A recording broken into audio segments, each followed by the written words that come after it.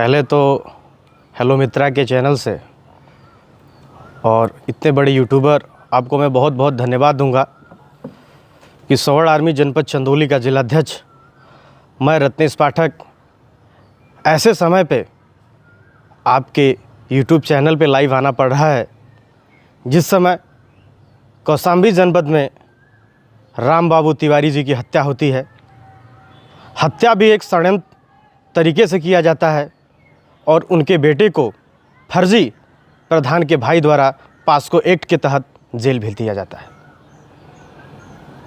वहाँ कौशाम्बी प्रशासन स्वर्ण आर्मी के जिला अध्यक्ष कौशाम्बी द्वारा न्याय की गुहार लगाने के लिए हाईवे पर अपने बात को कहने के लिए अपने कार्यकर्ताओं और पीड़िता के साथ रोड पर संबंधित अधिकारी को बुलाने की बात कही जाती है ताकि कम से कम जिसका बाप न हो, जिसका बेटा जेल में हो और जिसका भाई खुद समझ सकते हैं आप कि किन परिस्थितियों से गुजर रहा होगा, जिसके लिए न कोई बहुत बड़ा अर्थ की व्यवस्था है। क्या योगी आदित्यनाथ जी की सरकार है उत्तर प्रदेश में और जिन लोगों से अपेक्षाएं लोगों की होती है कि आप न्याय दिलाएंगे और वहीं अन्यायी बनकर बैठा हो। पुलिस अन्याय के बजाय उन पीड़ित जिसके घर में समझिए कि लाश पड़ा है, जो लाश लेके खड़ा है, क्या वो पुलिस के साथ मारपीट करने के लिए आएगा? उसके हाथ में न तो राड है, वो निहत्ते अपने बात को कहने के लिए वहाँ पे इकट्ठे होते हैं, लेकिन पुलिस द्वारा आरोप लगाया गया कि उन लोगों द्वारा उच्च अधिकारियों के साथ मारपीट की गई है, जो कि मीडिया बंधु तमाम फुटेज में पता चलता है कि ये निराधार है। गलत तरीके से पुलिस के लोग अपने बीच बचाव के लिए उन लोगों के ऊपर फर्जी एफआईआर करते हैं, उन लोगों को जेल भेजने का काम करते हैं। मैं पूछना चाहता हूं समर्ण समाज के नेताओं से, उत्तर प्रदेश में योगी आदित्यनाथ जी की सरकार है, एक तरफ समर्ण समाज पूरे 2014 में माननीय मुख्यमंत्री जी को पुरजोर समर्थन के साथ उत्तर प्रदेश के शासन, उत्तर प्रदेश की गद्दी पर बैठाता है और उसके साथ अपेक्षाएं होती है कि कम से कम समाज को समृद्धि मिलेगी, सुरक्षा व्यवस्था मिलेगा।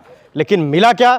उत्तर प्रदेश में सबसे ज़्यादा अगर हत्या अगर ब्राह्मणों की हुई है तो यो महाराज जी, योगी आदित्यनाथ जी आपके सरकार में हुई है। वो पूछना चाहता है हर ब्राह्मण समाज, जब चुनाव का समय आता है यही ब्राह्मण समाज झंडा डंडा आपके लिए ढोता है। क्यों? क्योंकि सनातन जिंदा रहे, हिंदू जिंदा रहे और हम तभी जिंदा रहेंगे जब ये भारत जिंदा रहेगा। लेकिन मिला क्या? स्वर्ण समाज को मिला क्या? फर्जी एसटी एससी के मुकदमे फंसाया जा रहा है। एक घटना की बात मैं बता रहा हूँ। एक ब्राह्मण परिवार का लड़का ईडब्ल्यूएस इकोनॉमिकल वीकर सेक्शन बनवाने के लिए एससी के लेखपाल के पास जाता है। पैसा न देने पर एससी के लेखपाल द्वारा उसको झूठे एसटी के मुकदमे फंसा के जेल भेजने की धमकी दी जाती है। क्या महाराज जी यही न्याय है? क्या सवर्णों का कोई अधिकार नहीं है? कौशाम्बी में, आज कौशाम्बी में घटना हुई है, कल देवरिया में हुई थी, परसों चंदौली में होगी। और मैं कहना चाहता हूं स्वर्ण समाज के नेताओं से भी, केवल चुनाव के समय कुर्ता पहन के अगर इस सवर्णों का वोट लेने आना है, हे स्वर्ण समाज के जितने भी जनता है, जितने भी नागरिक हैं, मेरा उनसे भी आह्वान है कि ऐसे नेताओं का भी बहिष्कार होना चाहिए जो मेरे समाज के सुरक्षा व्यवस्था और समृद्धि प्रदान नहीं कर सकता। चंद लालच में आके उन गद्दी पर बैठाने का काम भी इन स्वर्ण समाज कतई भी नहीं करेगा। अगर कोई भी समाज जब तक समृद्ध तभी होता है, सुसज्जित तभी होता है जब उसका जननायक, उसके नेता उसको आगे बढ़ाने का काम करते हैं। मैं कहना चाहता हूँ स्वर्ण समाज के नेताओं से, स्वर्ण समाज के ठेकेदारों से, जो चुनाव के सवर्ण में स्वर्ण जातियों को लुभाने के लिए वोट मांगने के लिए आते हैं, मैं कहना चाहता हूँ उन लोगों से, घटना के 2 दिन के बाद ब्रिजेश पाठक जी का ट्वीट आता है। घटना के 2 दिन के बाद बहुत सारे ऐसे सवर्णों के ठेकेदार हैं जिनकी बाइट फेसबुक पे, इंस्टाग्राम पे और ट्विटर पे देखने को मिलता है। आज जो प्रयास हम आज कर रहे हैं, अगर समाज के लिए, उत्थान के लिए अगर हम पहले ही कर देते तो आज निर्दोष राम बाबू की न तो हत्या हुई होती, न उनके बेटे को फर्जी पास्को एक्ट में फंसा के जेल भेजा जाता। क्यों नहीं किया जाता कि समाज को पहले ही हम समृद्ध कर पाएं? किसी के श्रद्धांजलि पर पुष्प अर्जित करने से पहले अगर उसके लड़ाई में कंधे से कंधा मिला के अगर हम साथ दें तो ऐसा नौबत ही ना आए कि उसको घड़ियाली आंसू हमारे समाज के लोगों उसकी चिता और अर्थियों पर बहाना पड़े। शासन प्रशासन माननीय मुख्यमंत्री जी से हम लोगों का आह्वान भी है कि स्वर्ण आर्मी के जिला अध्यक्ष और तमाम कार्यकर्ताओं के ऊपर जो FIR किया गया है उस FIR को भी वापस किया जाए, नहीं तो हम सारे स्वर्ण समाज के लोग पूरे जनपद में आंदोलन के लिए बाध्य होंगे और तब तक बाध्य होंगे जब तक कि FIR वापस नहीं लिया जाएगा।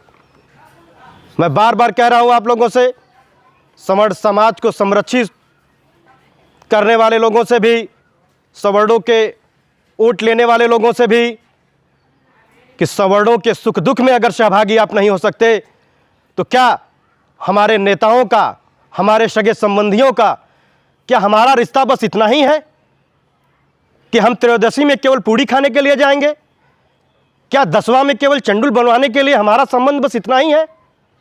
नहीं, मैं हर उन नागरिकों से आह्वान करना चाहता हूं कि कहीं भी मैं जनपद चंदौली के साथ ही कहीं भी सवर्णों की आवाज़ को दबाया जाएगा और कहीं भी मेरी ज़रूरत पड़ेगी तो मैं एक जिम्मेदार कार्यकर्ता होने के नाते, और मैं ऐसे संगठन का पदाधिकारी हूं, सर्वेश पांडे जी जो स्वर्ण आदमी के राष्ट्रीय अध्यक्ष हैं, कि हम लोग तो कफन जेब में लेके चलते हैं। अब मैं जब तक जिंदा हूं मैं कह देना चाहता हूं कि जनपद चंदौली में कोई भी माई का लाल नहीं है जो सवर्णों की आवाज़ को दबा सकता है, उनके हक को मार सकता है। उसकी लड़ाई के लिए मैं पूरी तत्परता के साथ आपके साथ कंधे से कंधा मिला के तैयार हूं। हम लोगों ने वीडियो और फोटेज में देखा है कि कौशाम्बी जनपद के सैनिक थाना अध्यक्ष जिनसे मेरा वार्तालाप भी हुआ, और साफ साफ वो वीडियो में, वो रिकॉर्डिंग में कह रहे हैं कि उन लोगों द्वारा लाठी डंडे से पुलिस के ऊपर प्रहार किया गया। मैं कहना चाहता हूं उन लोगों से जो लोग समाज के हितैषी और समाज के ठेकेदार बनते हैं, क्या पीड़ित परिवार जिसके घर मातम मचा हो, जो अपने बाप का लाश पड़ा हो, क्या वो लाठी डंडा चलाएगा? शर्म आनी चाहिए ऐसे पुलिस वालों के ऊपर, ऐसे प्रशासनिक अधिकारी के ऊपर। क्या उनका बाप नहीं है? उन्होंने क्या वर्दी पाने से पहले कभी न कभी वो भी सिविलियन रहे होंगे? सोचना चाहिए। अगर कोई न्याय की गुहार लगाने अगर आपके पास आया है तो न्याय न दे पाए तो कम से कम उसको चोट देने का भी अधिकार आपके पास नहीं है। फर्जी तरीके से स्वर्ण आर्मी के जिला अध्यक्ष कौशाम्बी और स्वर्ण कार्यकर्ताओं के ऊपर मुकदमा करने के लिए उनके ऊपर जालसाजी करने के लिए तमाम तरह के बेतुका बयान वहाँ के इंस्पेक्टर द्वारा दिया जा रहा है, वहाँ के पुलिस प्रशासन द्वारा गलत तरीके से उन लोगों को फंसाने के लिए प्रपंच रचा जा रहा है। मैं कहना चाहता हूँ इन समाज के लोगों से, और मैं कहना चाहता हूँ योगी आदित्यनाथ जी से कि उसकी SIT की जांच करवा लीजिए।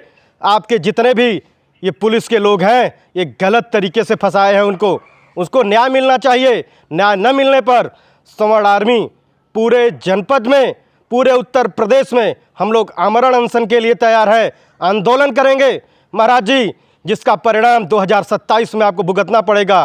क्योंकि ये कोई पहली घटना नहीं है, आए दिन हर जनपद में किसी न किसी के साथ अन्याय होता है।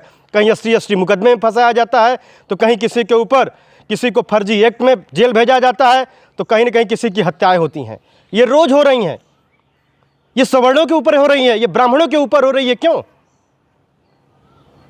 क्या उत्तर प्रदेश की जनता ने इसीलिए योगी आदित्यनाथ जी को लाया? जब जनता ने 2014 में आपको गद्दी पर लाया तो निश्चय ही हर सवर्ण, हर ब्राह्मण, हर क्षत्रिय, हर लोगों के मन में एक आस थी, हम सुदृढ़ होंगे, हम समृद्ध होंगे और समाज में समन्वय स्थापित रहेगा।